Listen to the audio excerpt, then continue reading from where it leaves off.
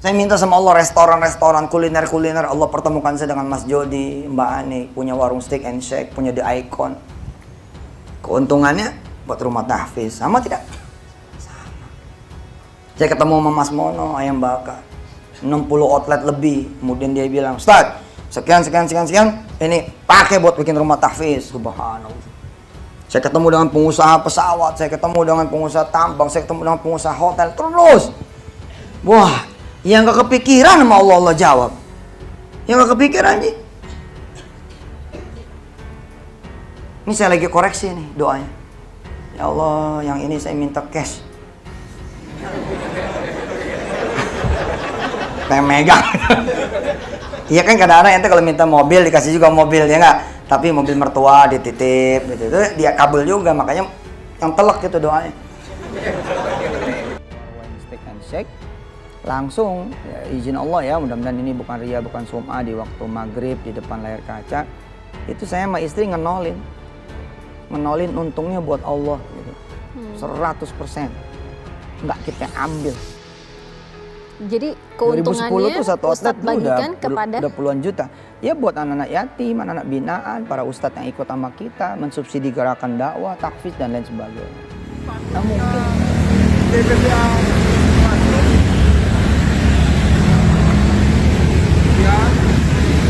cari dana sedekah,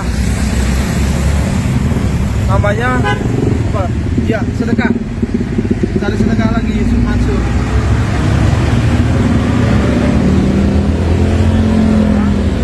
Yayasan Darul Karam, nomor rekeningnya.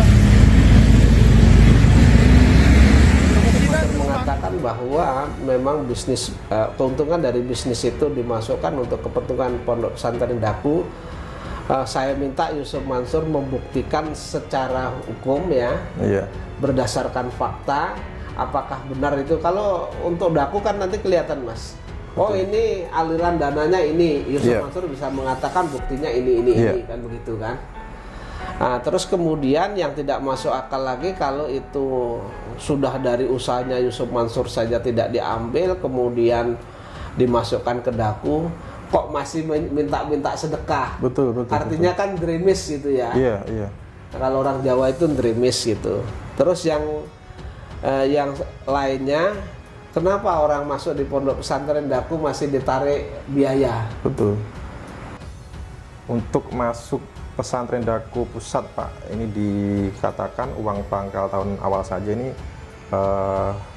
mencapai 30 juta. Ini belum termasuk SPP per bulannya ini Pak. Jadi bisa dikatakan kalau per tahun ya 50 sampai 60 jutaan ini kan luar biasa.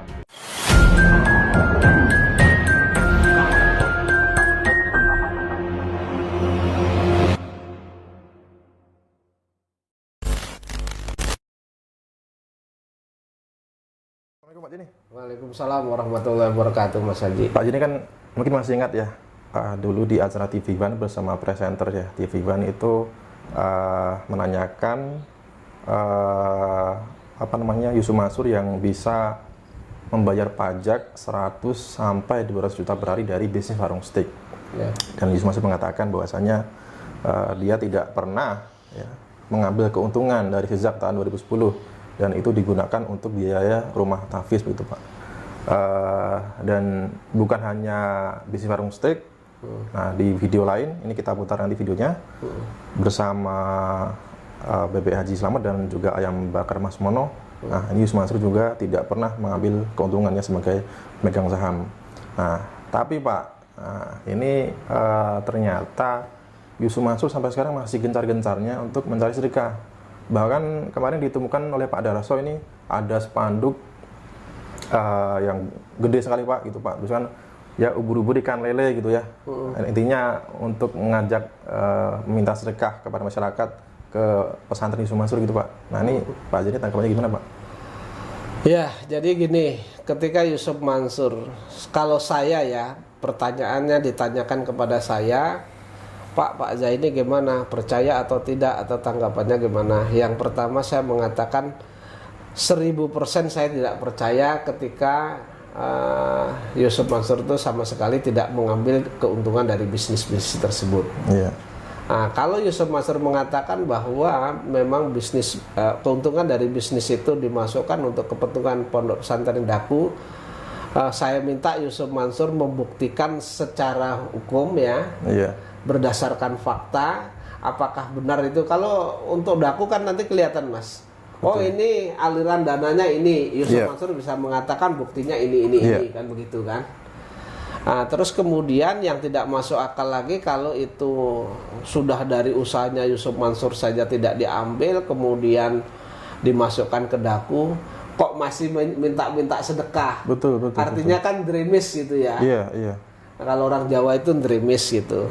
Terus yang lainnya, kenapa orang masuk di pondok pesantren Daku masih ditarik biaya? Betul.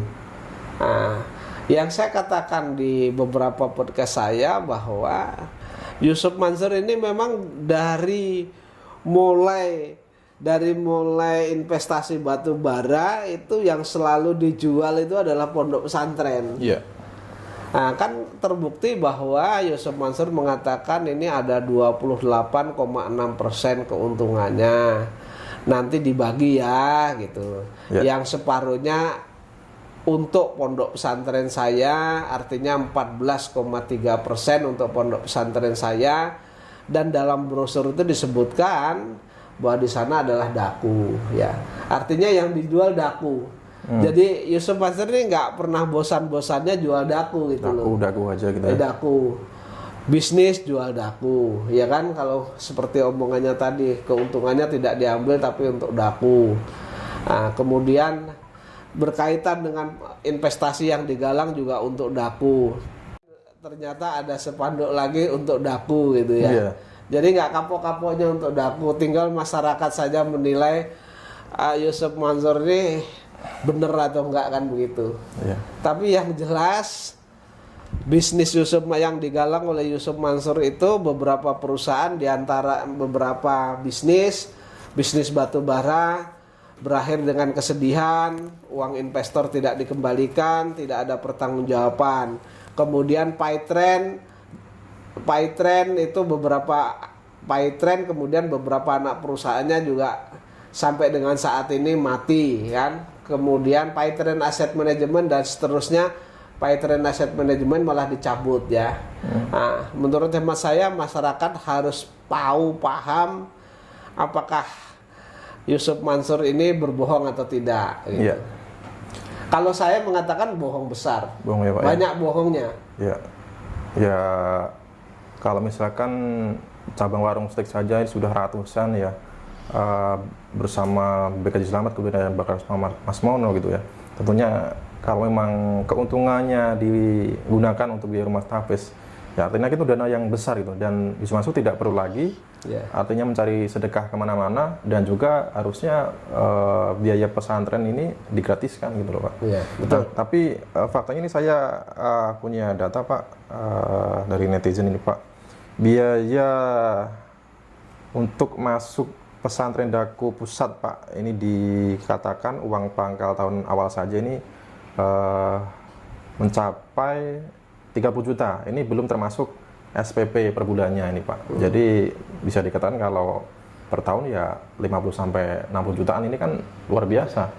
Dan juga Yusuf Mansur, nah ini kan dulu sempat keluar-keluar akan meng-IPO kan pesantren gitu ya. Dia menghitung bagaimana bisnis laundry-nya berapa ya, bisnis konsumsinya berapa gitu. Artinya tujuannya semata-mata adalah uang gitu Pak.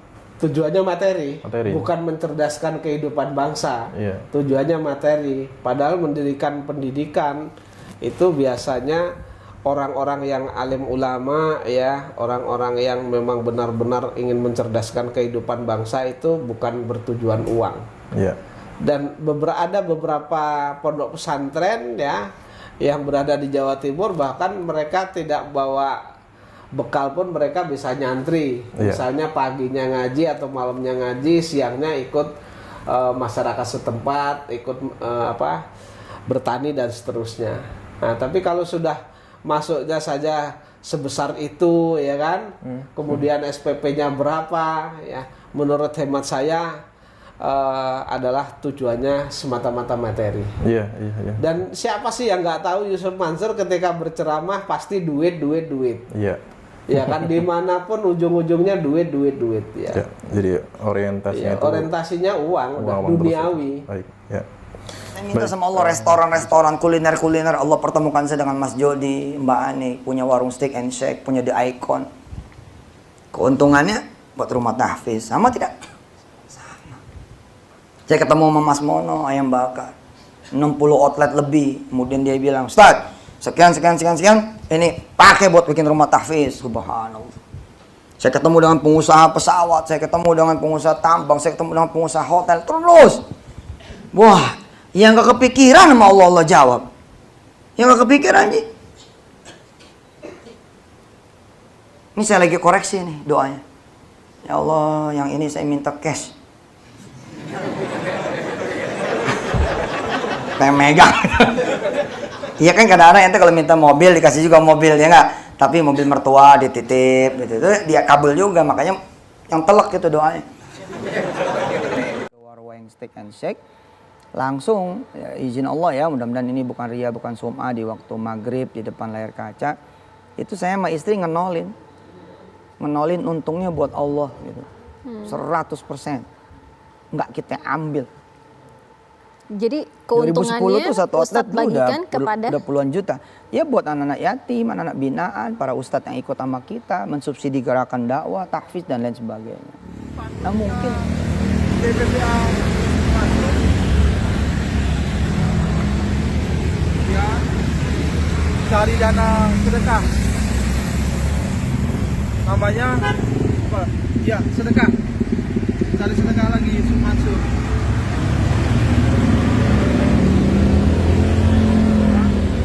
Yayasan Darul Karam nomor aslinya. Kemungkinan spanduk seperti ini Yusuf Mansur cari dana sedekah kemungkinan banyak ya. Ini menjelang bulan puasa, kembali Yayasan Darul Quran Yusuf Mansur mencari sedekah